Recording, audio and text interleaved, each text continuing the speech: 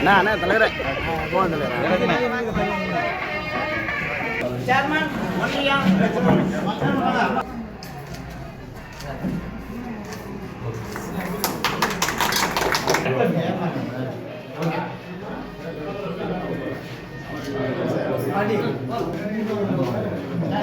Audio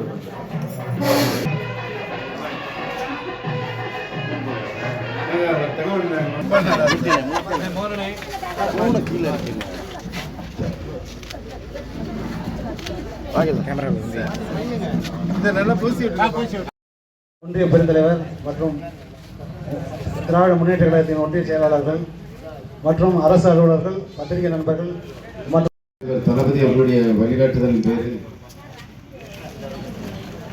Thirukattalai ஊராட்சி மேட்டுப்பட்டி நந்தனாவில் கிராமத்தில் உங்களுடைய நீண்ட நாள் கோரிக்கையினை நிறைவேற்றுகின்ற வகையில் கலந்து கொண்டிருக்கின்ற பத்திரிகை மற்றும் குழுவுக்கும் எனது காலை வணக்கத்தை அன்போடு தெரிவித்துக் கொள்கின்றேன். அதாவது இந்தியாவில் இருக்கின்ற மாநிலங்களில் பொது விநியோக திட்டம் பார்த்தீங்கன்னா முத்தமிழறிஞர் தலைவர் கலைஞர் தான் முதலாக தமிழ்நாட்டில் இந்த பொது விநியோக திட்டத்தை செயல்படுத்தி அந்த திட்டம் இன்றைக்கு இந்தியா முழுவதும் எடுத்து செல்லப்பட்டு அதையெல்லாம் கடந்து ஒரே நாடு ஒரே ரேஷன் கார்டு என்ற திட்டத்தை அளவுக்கு வந்திருக்குன்னா அதுக்கு முதல் காரணம் நேற்றைய தினம் நினைவு நாள் கொண்டாடிக்கின்ற நூற்றாண்டு விழா நாயகர் முத்தமிழறிஞர் தலைவர் கலைஞர் என்பதை நாம் யாரும் மறந்துவிடக்கூடாது.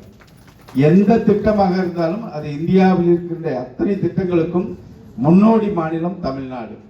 அதன் அத்தனையும் வளர்ச்சிக்கான திட்டங்கள். அதோடு மட்டுமல்ல, இலவச மின்சாரமாக இருக்கட்டும், பல்வேறு திட்டங்களை வெற்றிகரமாக செயல்படுத்தியவர் முத்தமிழறிஞர் தலைவர் கலைஞர் அவர்கள். தமிழ் மொழியை செம்மொழியாக்கி தந்தார். தமிழ் இனத்திற்காகவே, தமிழ்நாட்டின் வளர்ச்சிக்காகவே தன்னுடைய வாழ்க்கையை ஒப்படைத்தவர் தலைவர் கலைஞர் அவர்கள். அப்படிப்பட்ட வழிவந்த நமது மாண்புமிகு தமிழ்நாடு முதலமைச்சர் அவர்கள் இன்றைக்கு அவருடைய ஆட்சி முழுவதுமாக ஏழை எளிய மக்களுக்கான திட்டங்களை நிறைவேற்றுவதில் இன்றைக்கு முன்னணியில் இந்தியாவிற்கு வழியாற்றக்கூடிய ஒரு மிகச்சிறந்த ஆட்சியை தந்து கொண்டிருக்கிறார். அதில் பெண்களுக்கு கட்டணமில்லா விடியல் பேருந்து பயணம், அதே மாதிரி இன்றைக்கு மக்களை தேடி மருத்துவம், இல்லம் தேடி கல்வி போன்ற மகத்தான திட்டங்கள், எண்ணியூர் காப்போம் நம்மை காக்கும் 48 போன்ற அந்த விபத்தில் ஏற்படக்கூடிய அந்த மக்களை பாதுகாக்கின்ற திட்டமாக இருக்கட்டும், இப்படி நிறைய திட்டங்கள் மக்கள் இன்றைக்கு பயன்படுத்தி வருகிறார்கள்.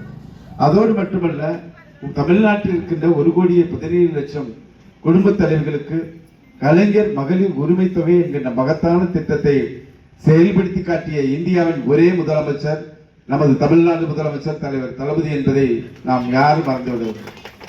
அதோடு மட்டுமல்ல, அந்த திட்டத்தை வெற்றிகரமாக செயல்படுத்தி காட்டியவர் இன்றைய வருங்கால தமிழகத்துடைய நம்பிக்கை நட்சத்திரமாக இருக்கின்ற மாண்புமிகு இளைஞர் மற்றும் விளையாட்டு மேம்பாட்டுத்துறை அமைச்சர் அண்ணன் உதயநிதி ஸ்டாலின் அவர்கள் அந்த திட்டத்தை வெற்றிகரமாக செயல்படுத்தினார்.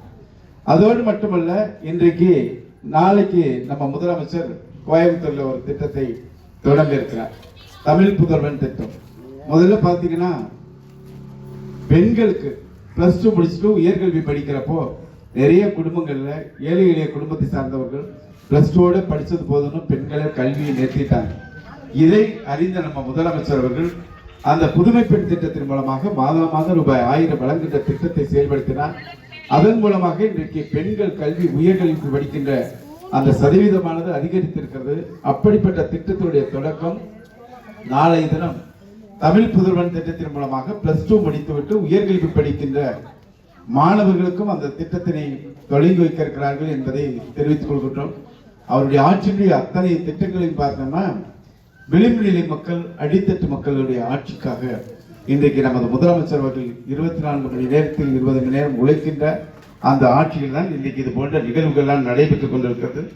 நமது ஊராட்சி மன்ற தலைவரும் ஒன்றிய குழு உறுப்பினர்களும் என்னென்ன சொல்றாங்களோ அத்தனையும் நாங்கள் நிறைவேற்றி தந்திருக்கிறோம். அவங்க 2 பேரும் காங்கிரஸ் கட்சியுடைய இயக்கத்தில் இருந்தாலும் என்றைக்கும் திமுகவோடு அவர்கள் துணை நிற்கக்கூடியவர்கள் என்கின்ற அடிப்படையில் அவருடைய கோரிக்கைகள் நிறைவேற்றப்பட்டிருக்கிறது. நமது கண்ணனாக இருக்கட்டும், நமது ஊராட்சி மன்ற தலைவர் அண்ணன் ஜெயபாலா இருக்கட்டும், இங்க இருக்கின்ற நமது கருப்பையாக இருக்கட்டும், பாண்டியனாக இருக்கட்டும், அத்தனை பேரும் இந்த பகுதி மக்களுக்காக அயராது பாடப்படக்கூடியவர்கள். அதே சூழ்நிலையில் நீங்கள் தேர்தல் வந்தாலும் தேர்தல் காலத்திலும் நமது தலைவருக்கு ஆதரவாக இருக்கக்கூடிய ஊராட்சி முதல் ஊராட்சி நம்ம தொகுதியிலே திருக்கட்டளை என்பதை நான் நன்றியோடு தெரிவிச்சுக்கிறேன். அதனால இங்க இருக்கின்ற தலைவர்கள் எல்லாருக்கும் சொல்றேன், இன்னும் என்னென்ன திட்டங்கள் நம்ம ஊருக்கு வேணும், திருக்கட்டளைக்கு என்னென்ன திட்டங்கள் வேண்டும் என்று சொல்லுங்கள், உடனடியாக நிறைவேற்றி தருவன். புதுக்கோட்டையிலிருந்து அறந்தாங்கி செல்கின்ற சாலையை முதலமைச்சர் சாலை மேம்பாட்டு திட்டத்தில் 4 வழி சாலையாக மாற்றுவதற்கு முதல் கட்டமாக 5 கிலோமீட்டருக்கு 37 கோடி ரூபாயிலே இன்றைக்கு பணிகள் நடைபெற்றுக் கொண்டிருக்கிறது. அடுத்த கட்டமாக இன்னும் ஒரு 5 கிலோமீட்டருக்கு 45 கோடி ரூபாயில அனுமதி வழங்க இருக்கிறார்கள். அடுத்த ஆண்டுக்குள்ளாக புதுக்கோட்டை முதல் அறந்தாங்கி வரை 4 வழி சாலையாக மாற்றுவதற்கான முயற்சிகள் மேற்கொள்ளப்பட்டிருக்கிறோம் என்பதையும் தெரிவிச்சுக்கிறோம். ஆக அப்படிப்பட்ட இந்த நல்ல ஆட்சிக்கு நீங்கள் உறுதுணையாக இருக்க வேண்டும் என கேட்டு உங்கள் அனைவரும்